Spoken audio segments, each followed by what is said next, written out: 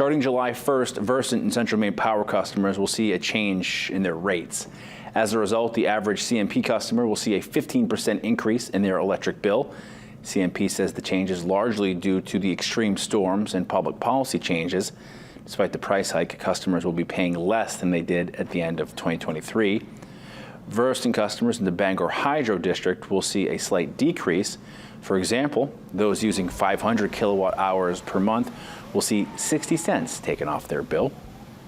Customers in the Maine Public District will pay an increased amount, as residents using 500 kilowatt hours per month will see an additional $7.50 on their bill. The executive director of the Maine Turnpike Authority is stepping down. According to the Press Herald, Peter Mills made the announcement yesterday during a board meeting.